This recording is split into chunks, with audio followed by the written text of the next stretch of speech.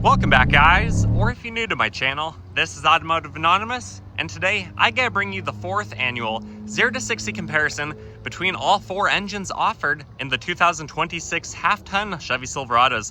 So you're gonna get to see the 2.7 liter 4-cylinder TurboMax, the 3-liter inline 6-cylinder baby diesel, and both V8s, the 5.3 and the 6.2. So we're gonna see how they stack up next to each other on the same road, the same type of day, and the same density altitude to see which one is the fastest, which one is the slowest, and what kind of difference can you expect. All of these trucks are gonna be a crew cab, presumably with a 342 final axle ratio. The variables are very minimal. The engines are very different, and we're gonna see how they perform. So if you get anything out of this video today, please consider liking it. Comment your thoughts and opinions below. What surprised you? What did not surprise you? And huge thanks to both to Twin Falls Chevy, which I'll link below if you want a great deal on one of their many trucks. Check them out. And also huge thanks to our sponsor today, Lasfit. But more on them in just a few minutes. Let's dive right into this side-by-side comparison.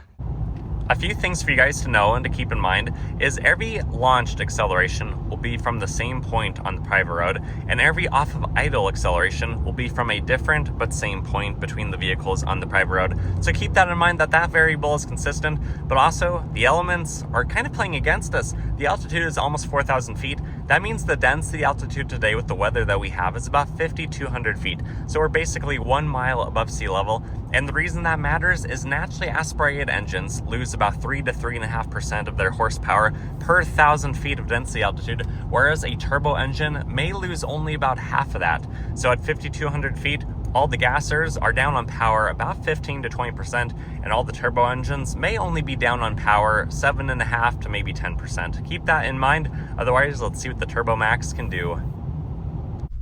Boosted launch in the TurboMax. We're in sport mode, 4-wheel drive auto. We'll do a brake rev. Density altitude is 5,200 feet.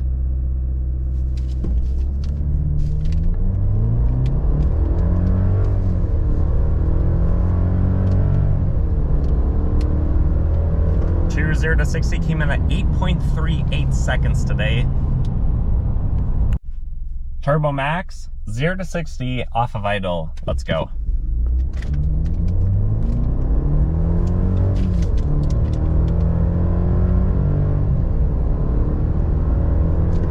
True 0 to 60 came in at 8.22 seconds. So interestingly enough, it's about the same, because maybe when you brake rev the engine, it doesn't really get into peak boost that quickly, so it doesn't really help that much. I don't know. Comment below what your thoughts are. Let's move on to the 3-liter inline 6 TurboMax. Boosted launch in the 3-liter diesel. We're in sport mode. We're in 4-wheel drive auto. Let's see what this can do at about 5,200 feet of density altitude still.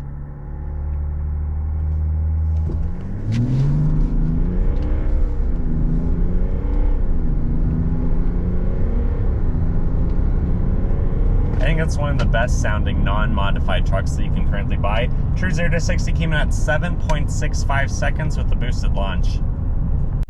Duramax off of idle.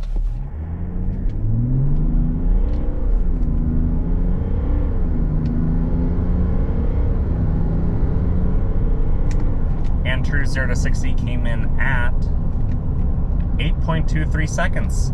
So quite a bit slower without doing the boosted launch on this one. Now that we have the turbo engines out of the way, and we're just about to get to the V8s, let's thank our channel sponsor, Lasfit.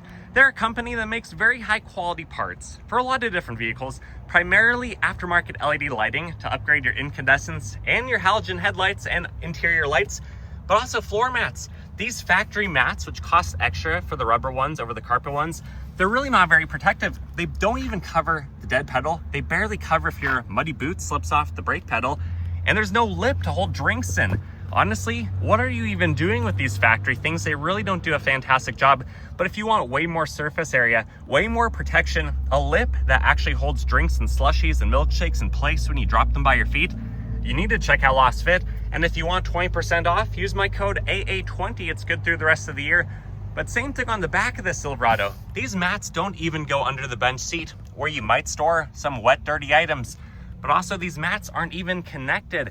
They again have basically no wall to keep anything protected from flowing over into the carpets and ruining the rest of your interior. So if you want a really good deal on some very high quality mats, the same ones that we use in our vehicles, check out Lasfit. I'll link them below. Discount code AA20, and you can get a set for the front, the rear, and even a bed mat. And all of that together is only a little bit over $200 for quality parts. So check them out, and thank you Lasfit for sponsoring today's video.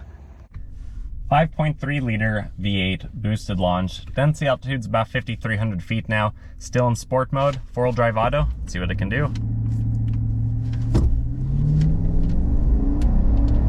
Sounds good.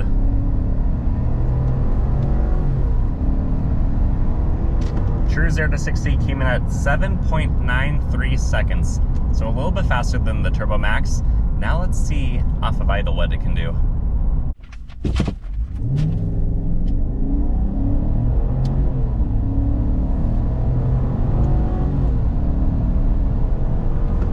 And off of idle, 7.65. Not too bad.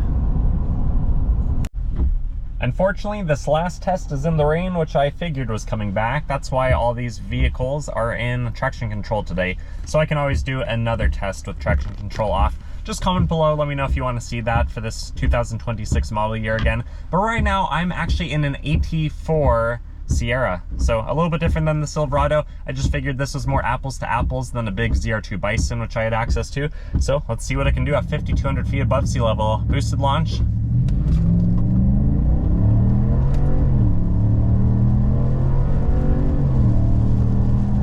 What a deep-throated sounding engine. 6.97. So even in the rain, even with traction control turned on, these are still relatively fast at a mile above sea level. 0 to 60 off of idle, still in the rain. Let's go.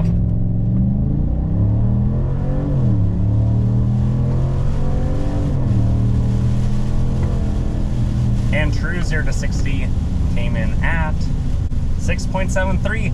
So quite interesting that a lot of these V8s, when traction control is left on, they might be faster off of idle than when you do a boosted launch. Kind of interesting. Let's see what the Colorado can do. Last but not least, we have the 2.7 liter TurboMax Colorado. So this should have the same amount of power and the same 8-speed transmission as the very first Silverado that we ran. 310 horse, 430 pound-feet.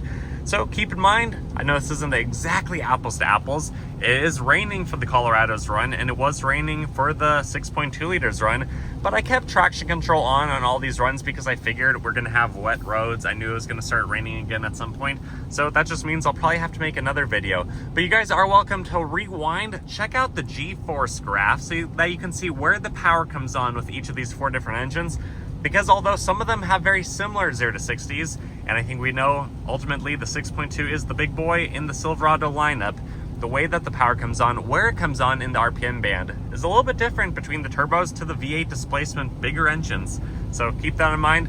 Otherwise, let's get to the road, do the 0 to 60, and if you guys had fun with this video, give it a like. Check out Lasfit, our sponsor. Check out the Twin Falls Chevy in Southern Idaho, and if you want to watch a redo of this video, traction off on a colder day with better temps, better density altitude, comment that below. Let me know down below that it's worth it to make it for you guys, and I certainly will. And until then, here's the last run with the Colorado. Let me know what you think of it. See you guys. This 2026 Colorado Z71 does not have a sport mode, but we do have 4-wheel drive auto. We're gonna do a brake rev. Density altitude is still about 5,200 feet. Let's see what this thing can do.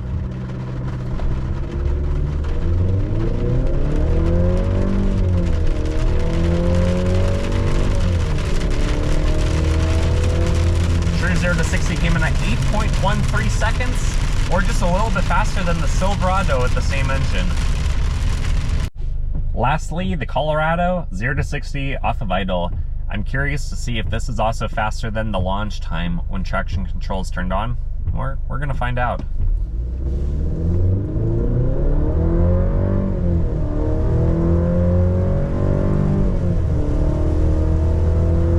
True 0 to 60 came in at 8.11 seconds.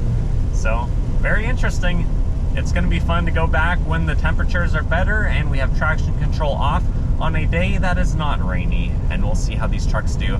But ultimately, the 6.2 does 0 to 60 in the sixes. Rain, snow, sunshine, you know, at elevation even. That's pretty impressive. Everything else is a 7 or 8 second truck in my area.